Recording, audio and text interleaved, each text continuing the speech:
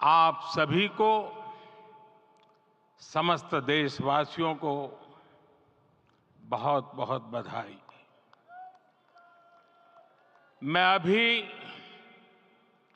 गर्भगृह में ईश्वरीय चेतना का साक्षी बनकर आपके सामने उपस्थित हुआ हूं।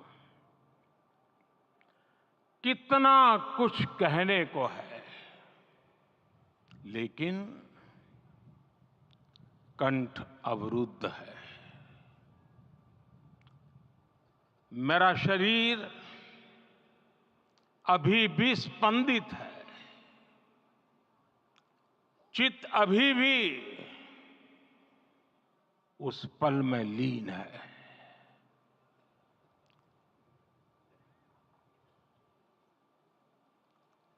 हमारे रामलला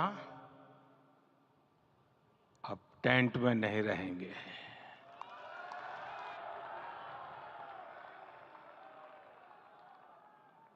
हमारे रामलला अब इस दिव्य मंदिर में रहेंगे। मेरा पक्का विश्वास है, अपार श्रद्धा है कि जो घटित हुआ है, इसकी अनुभूति देश के, विश्व के कोने कोने में राम भक्तों को हो रही होगी। ये क्षण अलौकिक है, ये पल पवित्रतम है।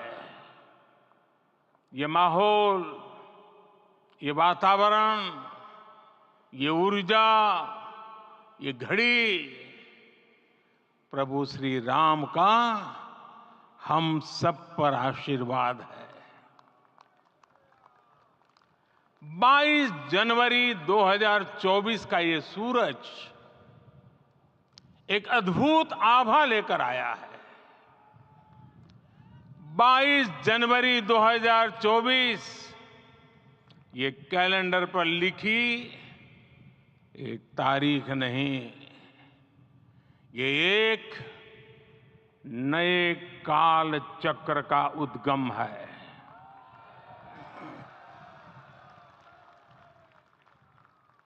राम मंदिर के भूमि पूजन के बाद से प्रतिदिन पूरे देश में उमंग और उत्साह बढ़ता ही जा रहा था।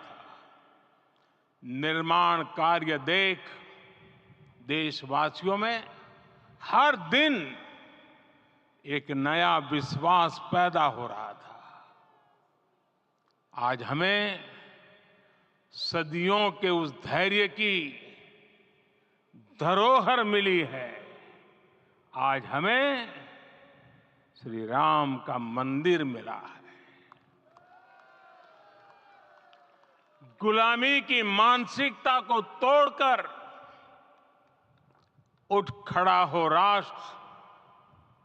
अतीत के हर दंश से हौसला लेता हुआ राष्ट्र ऐसे ही नव इतिहास का सृजन करता है।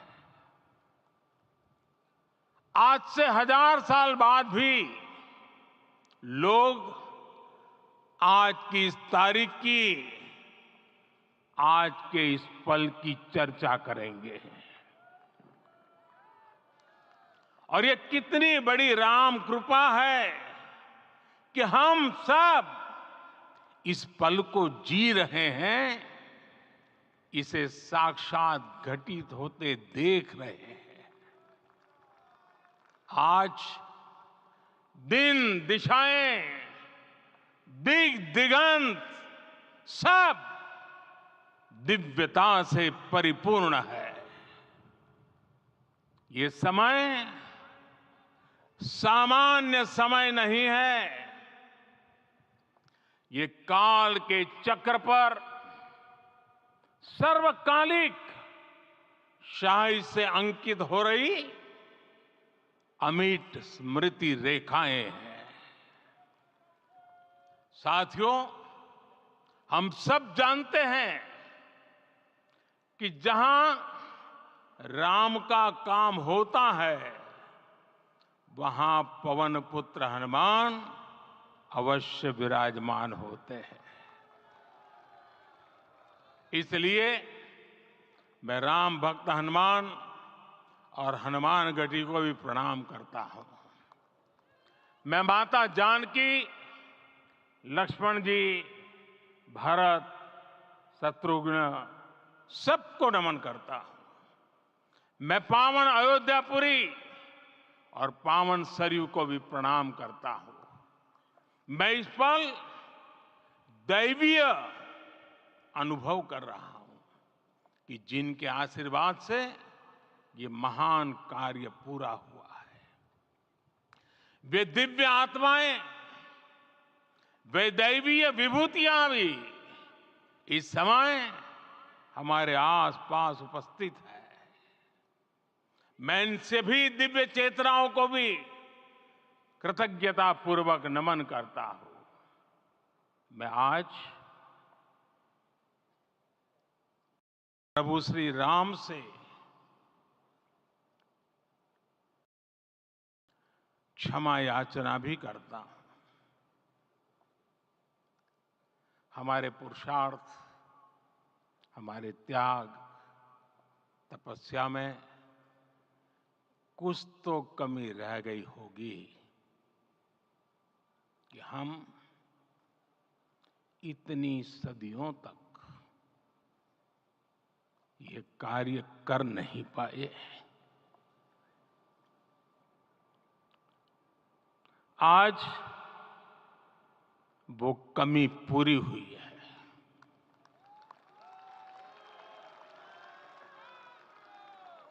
मुझे विश्वास है प्रभु राम आज हमें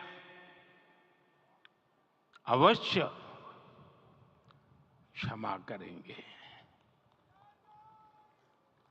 मेरे प्यारे देशवासियों, त्रेता में राम आगमन पर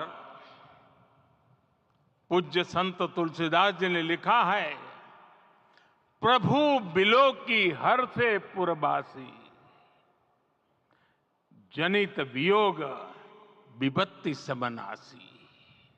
अर्थात प्रभु का आगमन देकर ही सब अयोध्यावासी, समग्र देशवासी हर्ष से भर गए। लंबे वियोग से जो आपत्ति आई थी उसका अंत हो गया। उस कालखंड में तो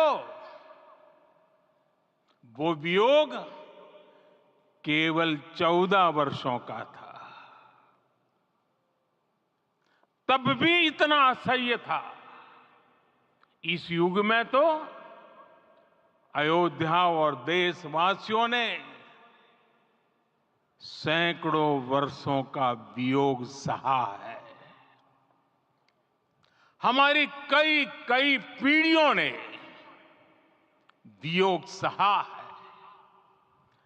भारत के तो संविधान में उसकी पहली प्रति में भगवान राम विराजमान है।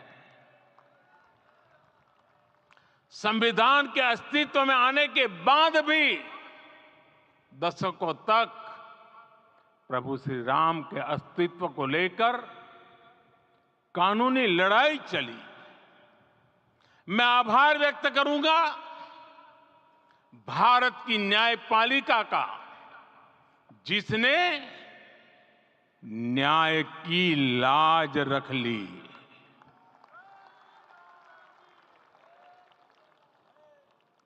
न्याय के पर्याय प्रभु राम का मंदिर भी न्यायबद्ध तरीके से ही बना। साथियों, आज गांव-गांव में एक साथ कीर्तन संकीर्तन हो रहे हैं। आज मंदिरों में उत्सव हो रहे हैं। स्वच्छता अभियान चलाए जा रहे हैं। पूरा देश आज दीपावली मना रहा है। आज शाम घर घर राम ज्योति प्रज्वलित करने की तैयारी है। कल मैं श्री राम के आशीर्वाद से धनुषकोडी में राम सेतु के आरंभ बिंदु अरिचल मुनाई पर था। जिस घड़ी प्रभु राम समुद्र पार करने निकले थे, वो एक पल था जिसने काल चक्र को बदला था। उस भावमय पल को महसूस करने का मेरा ये विनम्र प्रयास था। वहां पर मैंने पुष्प वंदना की। वहां मेरे भीतर एक विश्वास जगा कि जैसे उस समय काल चक्र बदला था, उसी तरह अब काल चक्र फिर बदलेगा और शुभ दिशा में बढ़ेगा।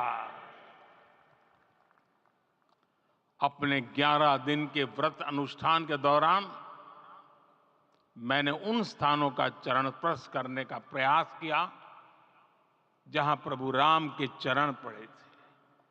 चाहे वो नासिक का पंचवटी धाम हो, केरला का पवित्र त्रिपायर मंदिर हो, आंध्र प्रदेश में लेपाक्षी हो, श्रीरंगम में रंगनाथ स्वामी मंदिर हो, रामेश्वरम में श्री रामनाथ स्वामी मंदिर हो, या फिर धनुषकोडी।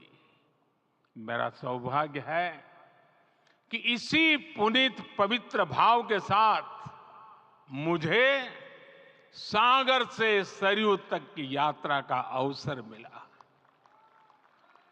सागर से सरयू तक हर जगह राम नाम का वही उत्सव भाव छाया हुआ है।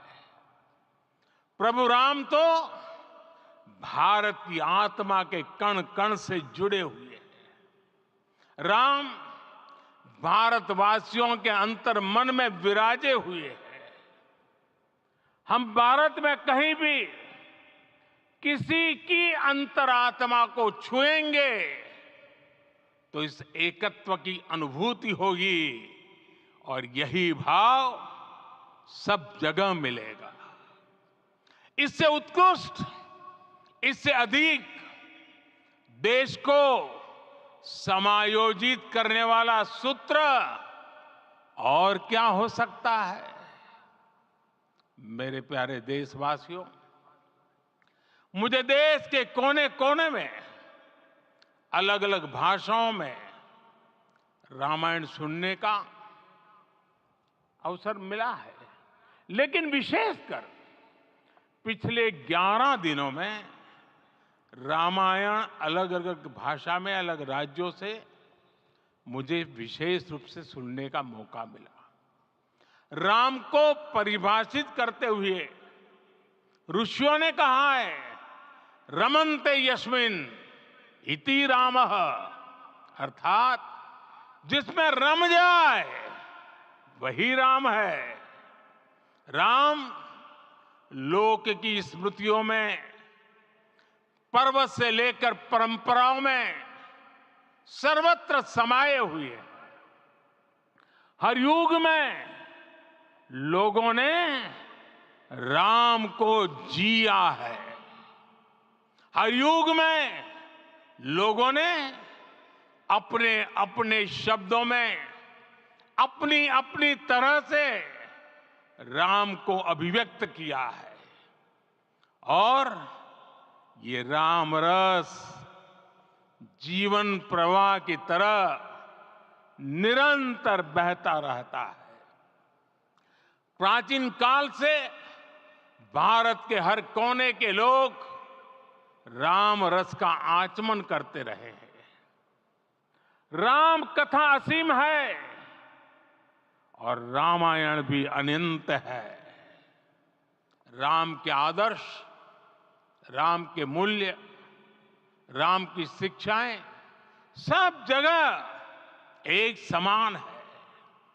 प्रिय देशवासियों, आज इस ऐतिहासिक समय में देश उन व्यक्तित्वों को भी याद कर रहा है जिनके कार्य और समर्पण की वजह से आज हम ये शुभ दिन देख रहे हैं। राम के इस काम में कितने ही लोगों ने त्याग और तपस्या की पराकाष्ठा करके दिखाई है। उन अनगिनत राम भक्तों के, उन अनगिनत कार सेवकों के और उन अनगिनत संत महात्माओं के हम सब ऋणी हैं। साथियों, आज का ये अवसर उत्सवता का क्षण तो है ही, लेकिन इसके साथ ही यह क्षण भारतीय समाज की परिपक्वता के बोध का भी क्षण है। हमारे लिए ये अवसर सिर्फ विजय का नहीं, विनय का भी है। दुनिया का इतिहास साक्षी है कि कई राष्ट्र अपने ही इतिहास में उलझ जाते हैं। ऐसे देशों ने जब भी अपने इतिहास की उलझी हुई गांठों को खोलने का प्रयास किया, उन्हें सफलता पाने में बहुत कठिनाई आई, बल्कि कई बार तो पहले से ज्यादा मुश्किल परिस्थितियां बन गई। लेकिन हमारे देश ने इतिहास की इस गांठ को जिस गंभीरता और भावुकता के साथ खोला है, वो ये बताती है कि हमारा भविष्य हमारे अतीत से बहुत सुंदर होने जा रहा है।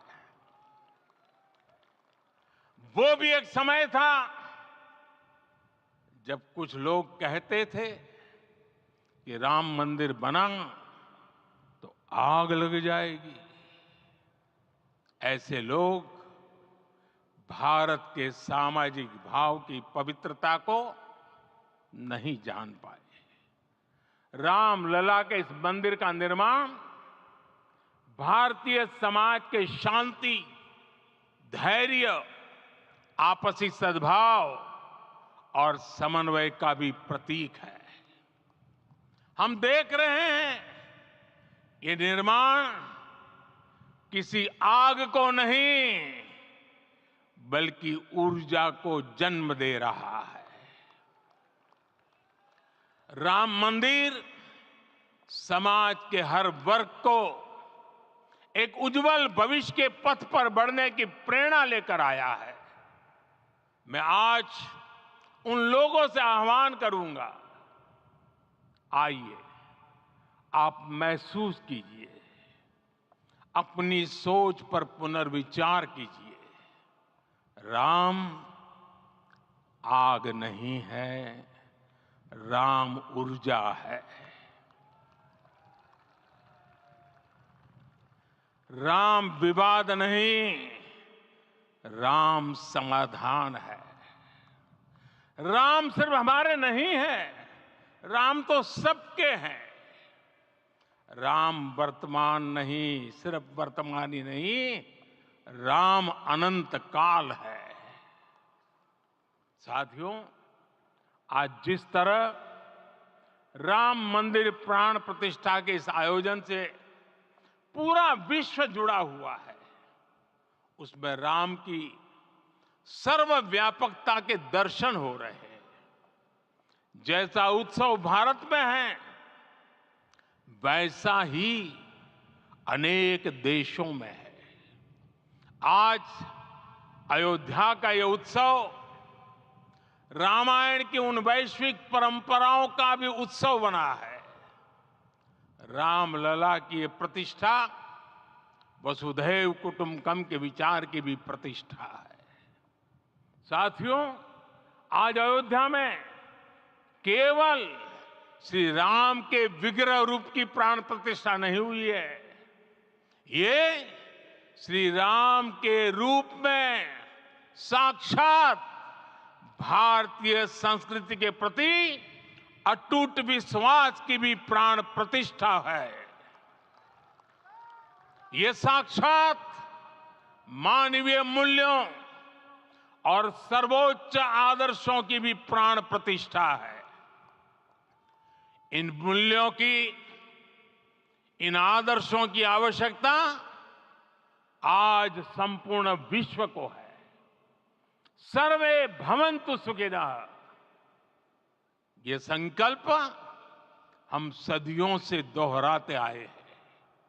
आज उसी संकल्प को राम मंदिर के रूप में साक्षात आकार मिला है।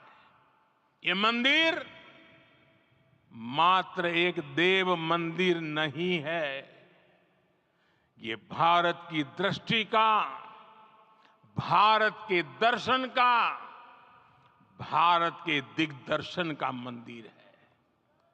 ये राम के रूप में राष्ट्र चेतना का मंदिर है।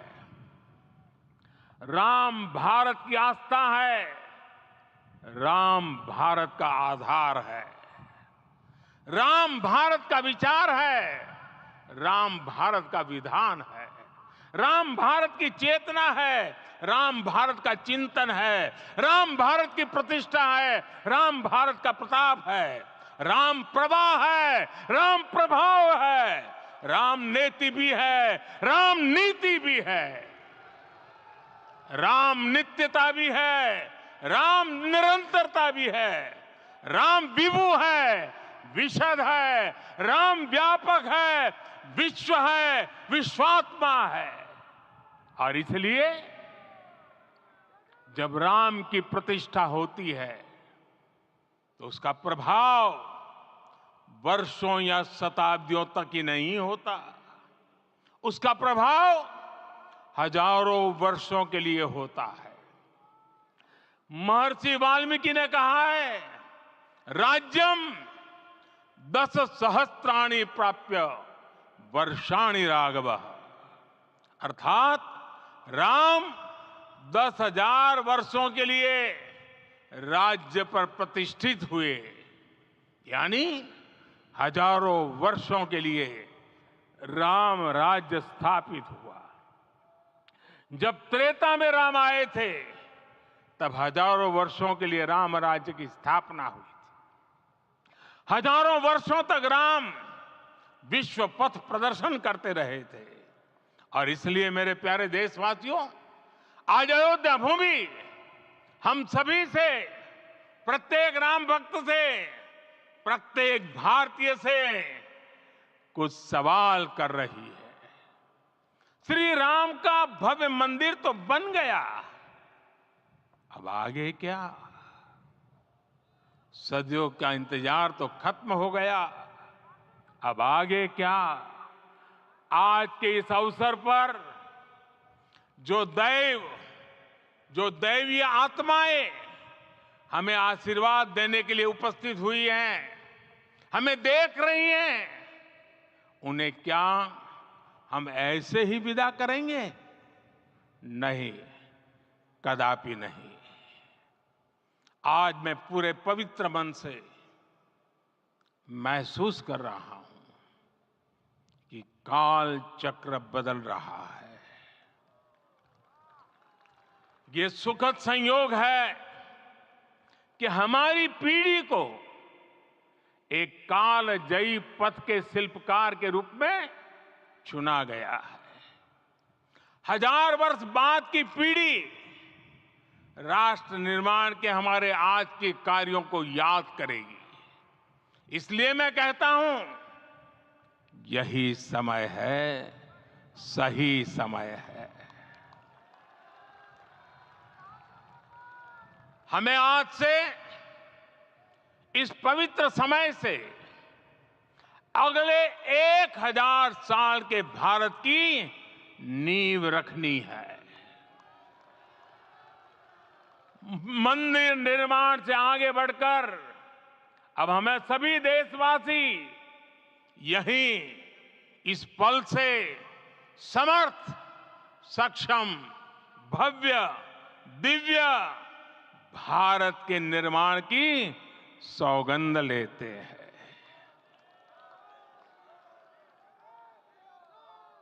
राम के विचार मानस के साथ ही जनमानस में भी हो, यही राष्ट्र निर्माण की सीढ़ी है। साथियों, आज के युग की मांग है कि हमें अपने अंतःकरण को विस्तार देना होगा।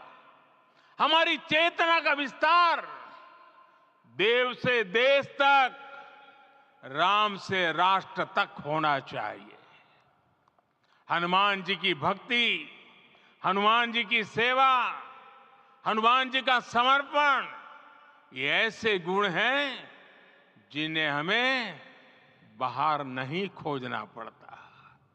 प्रत्येक भारतीय में भक्ति, सेवा और समर्पण के भाव समर्थ, सक्षम, भव्य, दिव्य भारत का आधार बनेंगे। और यही तो है देव से देश और राम से राष्ट्र की चेतना का विस्तार। दूर सुदूर जंगल में, कुटिया में जीवन गुजारने वाली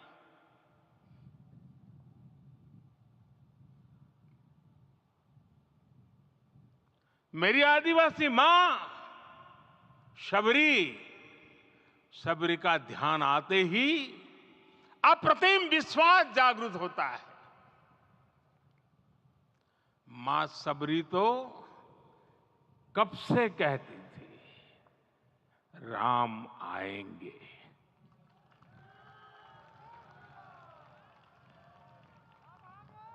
प्रत्येक भारतीय में जन्मा यही विश्वास समर्थ, सक्षम, भव्य भारत का आधार बनेगा।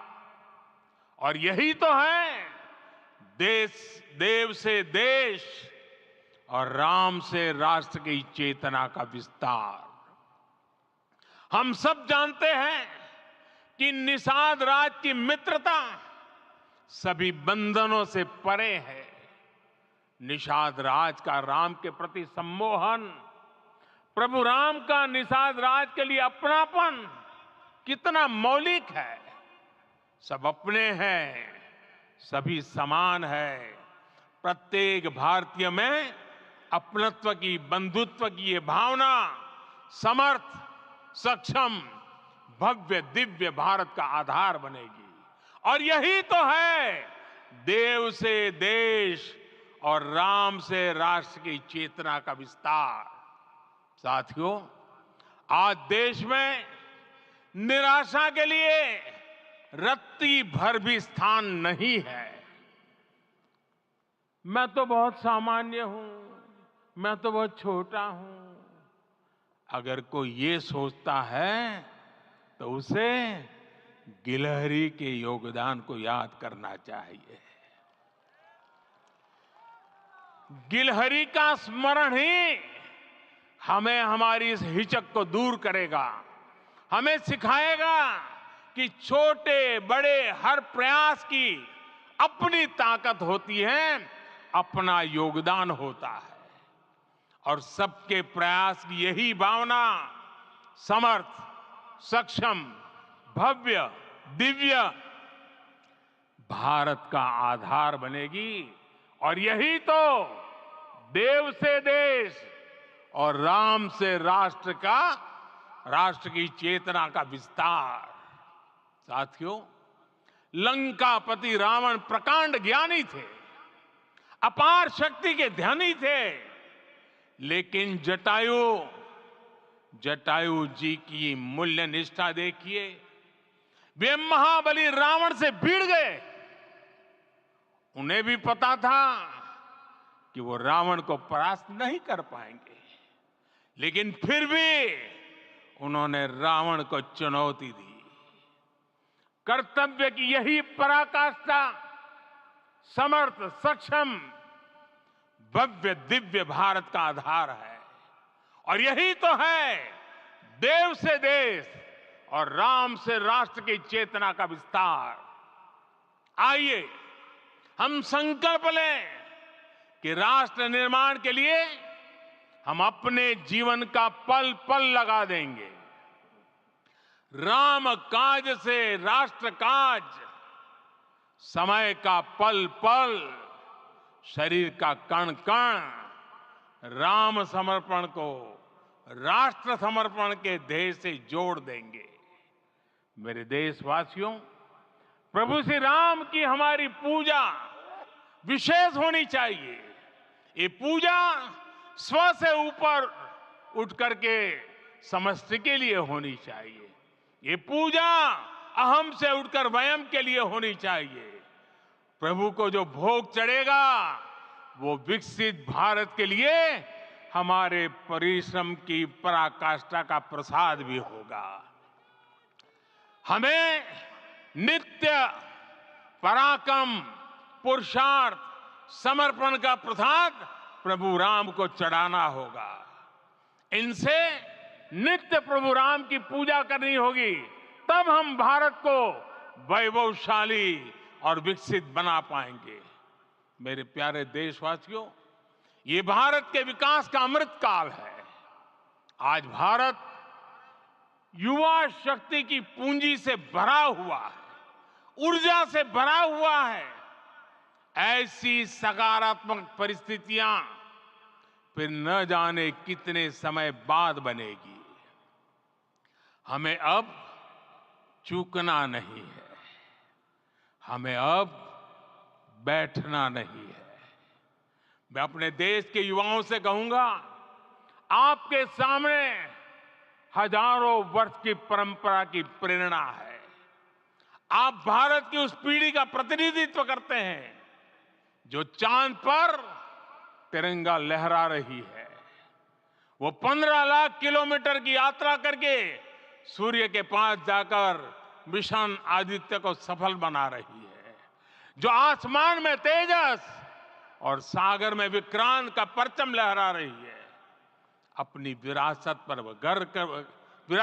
गर्व करते हुए आपको भारत का नव प्रभात लिखना है।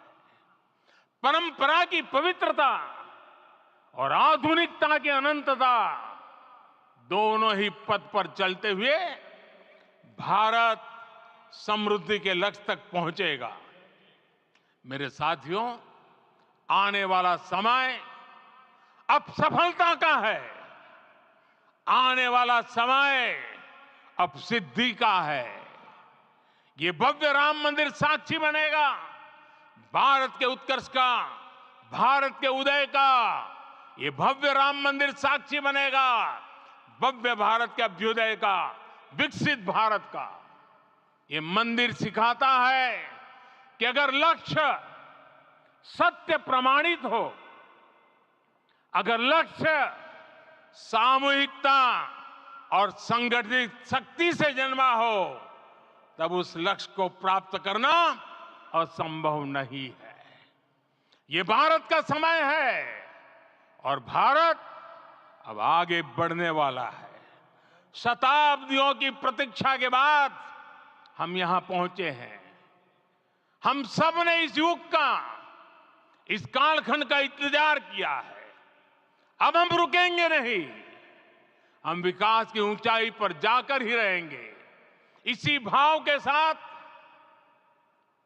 रामलला के चरणों में प्रणाम करते हुए आप सभी को बहुत बहुत शुभकामनाएं। सभी संतों के चरणों में मेरे प्रणाम। सियावर रामचंद्र की, सियावर रामचंद्र की, सियावर रामचंद्र की।